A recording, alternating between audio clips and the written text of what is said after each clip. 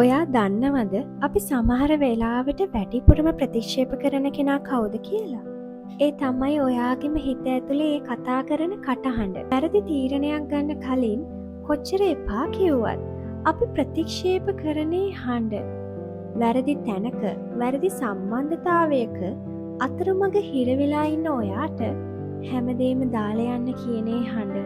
එයා හැම වෙලේම අපිට මොකක් හරි කියන්න උත්සාහ කරනවා.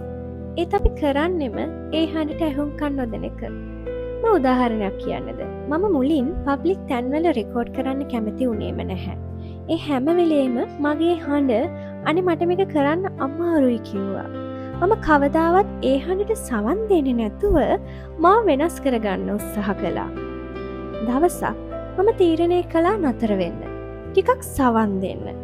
මට කරන්න ඕන මොකද්ද කියන එක මගේ සියුම් කටහඬම මට කියලා දුන්නා.